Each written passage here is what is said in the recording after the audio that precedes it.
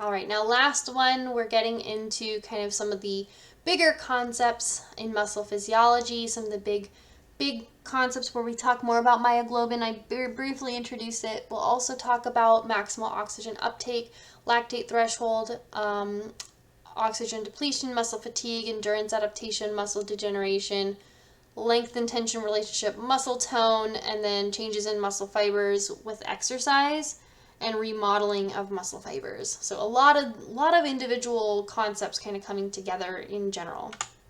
So let's talk about oxygen. We mentioned it before when we talked about myoglobin, but we just kind of said like, oh yeah, it stores it. Myoglobin is going to be similar to hemoglobin. Remember, hemoglobin is what your red blood cells use to transport oxygen around your body through your bloodstream. In the muscle, we don't use that hemoglobin, we use myoglobin. And myoglobin has a very similar purpose in that it can bind to oxygen, but we can bind to that oxygen and store it. Myoglobin, I should say oxygen binds to myoglobin easier than it does to hemoglobin, which means if it comes past, if oxygen is sitting on a hemoglobin molecule in the tissue and myoglobin's nearby, that oxygen is going to pop off the hemoglobin and snap onto the myoglobin. So oxygen is more attracted to myoglobin than it is to hemoglobin, even though it's attracted to both. Right? It has a higher affinity. It likes myoglobin more than it likes hemoglobin. Right, the next thing we are covering is the oxygen uptake, or our VO2 max. This is the maximum oxygen uptake.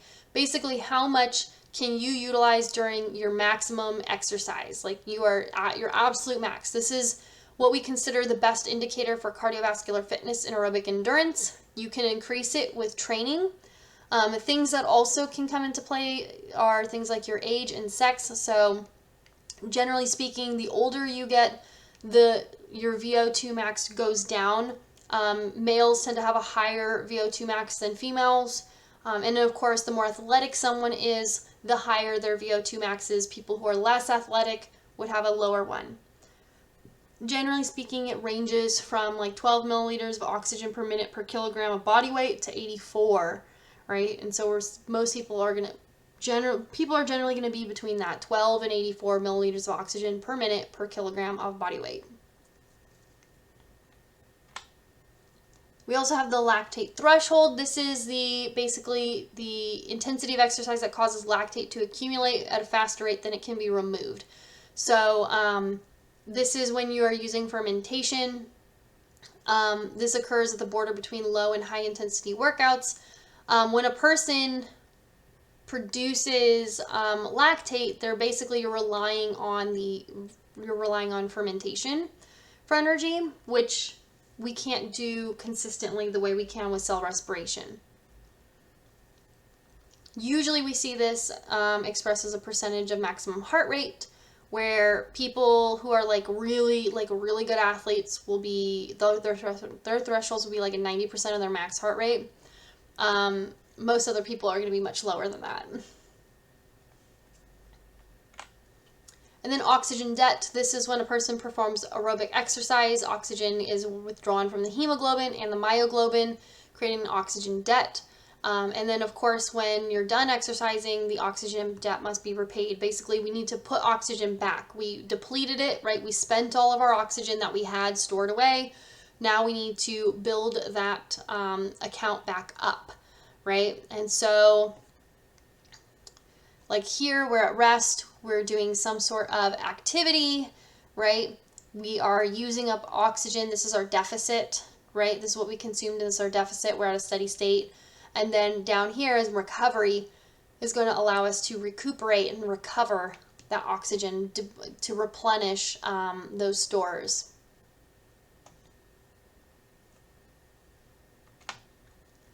So how can we change muscle fiber composition? How can we induce these changes? Because genetics is obviously part of it, right?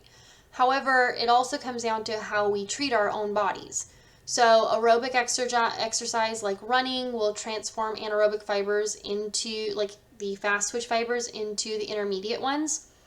Endurance, you'll probably notice, doesn't increase muscle mass. And if you've ever looked at anyone who primarily does endurance exercises, like someone who runs marathons, you'll see that they have muscle, but it's not very big muscle, right? Their muscle has just become more efficient.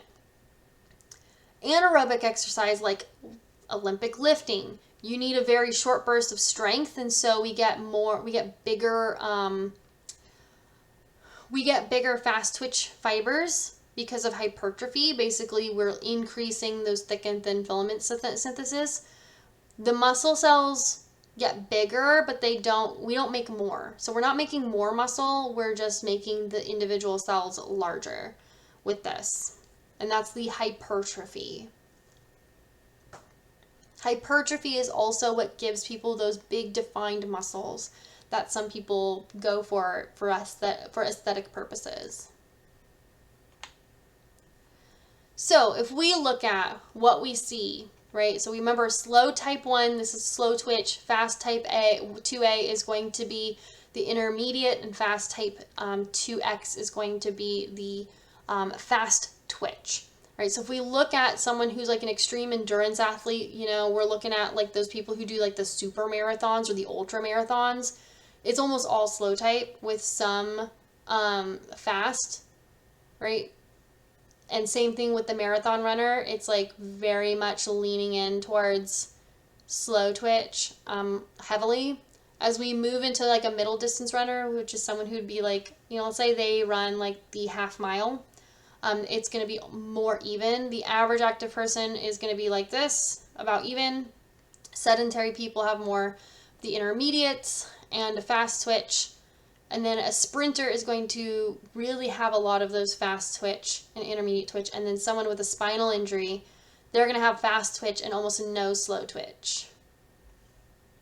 So we see changes in people depending on the activities they engage in. And then we have different abilities to regenerate, right? Remodeling basically from an injury and whatnot. So this is like some sort of trauma has happened. Something has happened where the muscle has been like damaged. So skeletal muscles have a limited ability to do this. We see most of the growth we see is actually just the hypertrophy. We're not making more muscle cells. We're just increasing the size of the ones that are already there, because we can't really increase the number of them. Most of the time when we think about skeletal muscles dividing, they're dividing or they're replicating their DNA without creating new cells, which is why they're multinucleated. They go through mitosis without going through cytokinesis.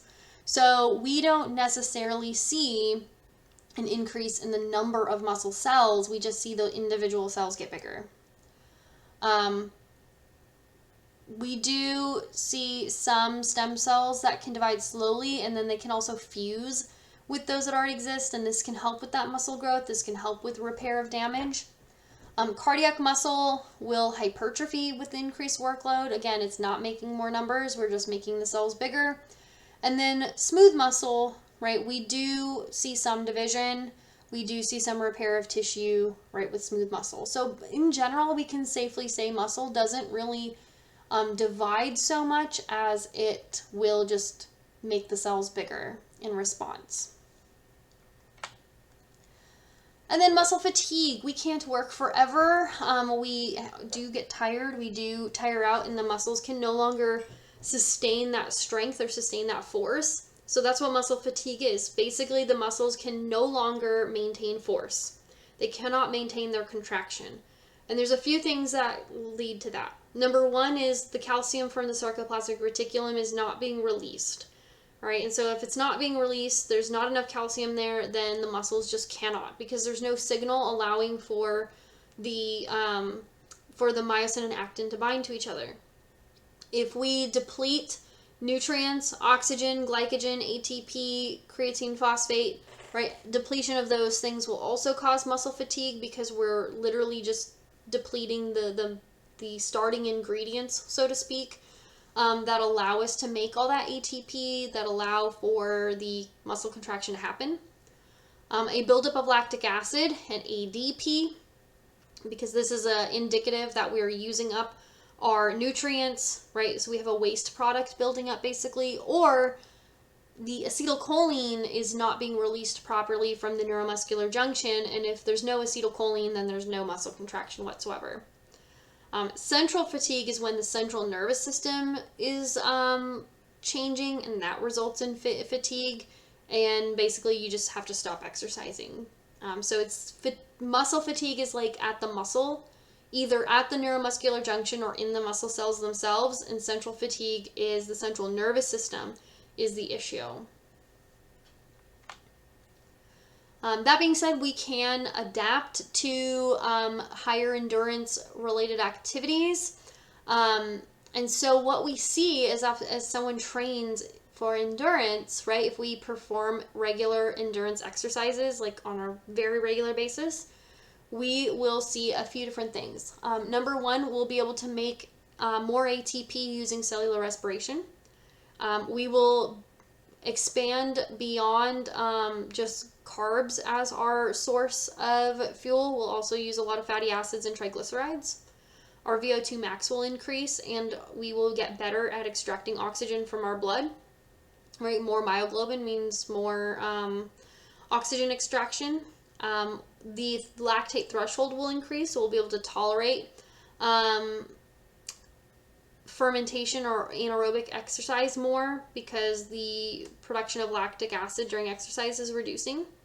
We'll have more mitochondria in the muscle cells, and more mitochondria means more ATP.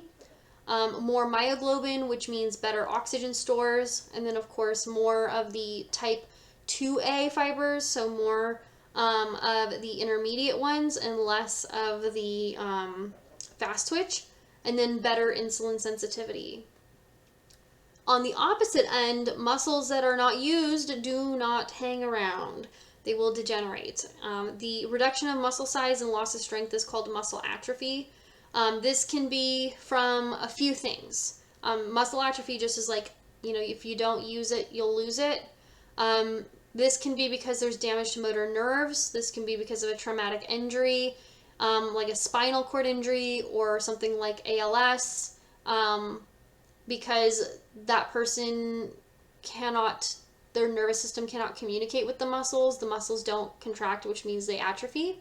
But it can also be due to disuse. If someone's bedridden because they're very sick, or maybe they've had a cast on because they broke a bone or something, then they will notice that when that cast comes off or when they're finally able to get up, that their muscles are significantly smaller.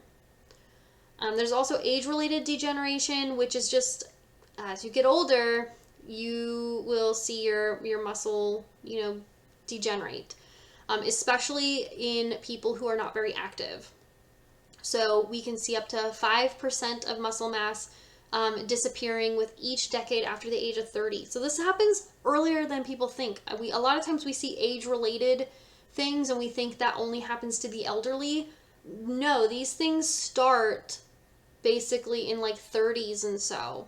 So it's super important that to maintain proper health, especially going into elderly ages, that we maintain proper health early in the 20s, 30s, and 40s age brackets. So some things like sarcopenia, which is a reduction in muscle mass, can be managed with strength training, right? Basically to fight off that degeneration. Sometimes this is because of blood supply problems, like capillaries being reduced, which endurance training can help with. Or there's fewer stem cells to help repair damaged muscle, and so just as you get older, you just can't recover from damage as easy.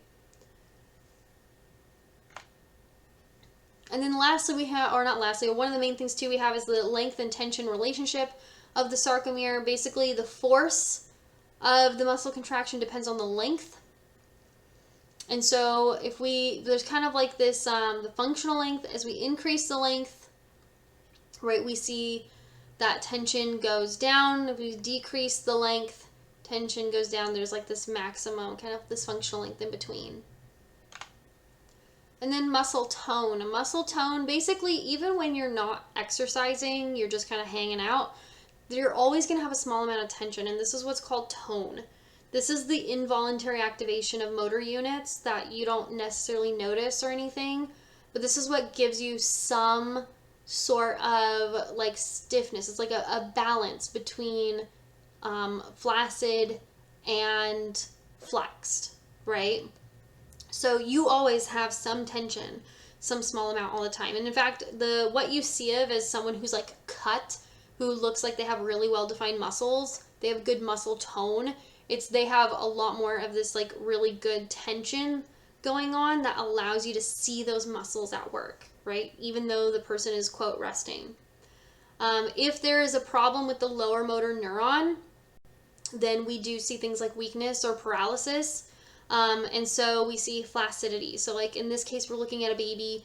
We see this baby would not be able to like hold its head up. It wouldn't be able to lift its arms up, right? It'd be very weak with the lower motor neuron syndrome, whereas the upper motor neuron syndrome, this would be where we have weakness and paralysis, but there's hypertonia, meaning like things are too stiff and they can't relax it. So they have trouble getting into position or controlling movements because they can't relax those muscles. They can't relax those motor units. And so we have spasticity. Basically, things are too stiff. So you see like the little fists, you see like the feet kind of curling in, the head being pulled up and back, right? Those are things that are happening because the muscles are not experiencing relaxation. There's too much tension going on there. And then a couple disorders. There's like myasthenia gravis. This is an autoimmune disease that allows for muscle weakness. Basically, the acetylcholine receptors at the neuromuscular junctions are attacked. And so the person, if the receptors do not function, the acetylcholine has nothing to bind to, and there's no muscle contraction triggered. As the disease progresses, then more of those receptors get damaged and affected, and that means more muscle weakness. So like here we see this person, they have this issue in their eyelid, so they cannot hold their eyelid open, right? They're having trouble holding their eyelid open because they just don't have the ability to contract those muscles to pull it up and back. Aging. As we get older, muscle tissue gets replaced with connective tissue, which reduces our strength and flexibility. This is usually, we think of in the upper ages, 50 to 80. This continues on. Again, how do you fight this? You develop more muscle tissue. You stay active, especially in your younger years. This thing, it won't stop this from happening, but it'll give you a better starting point so that as you lose muscle tissue, you are still in relatively good shape. And then, of course, there are genetic diseases like muscular dystrophies, where they basically experience this aging much faster, where those muscle fibers get replaced with connective tissue at an alarming rate. And so they get atrophy of skeletal muscle. And that means, of course, loss of muscle use. One common one is a sex-linked condition called Duchenne muscular dystrophy, which affects the dystrophin protein that we saw earlier.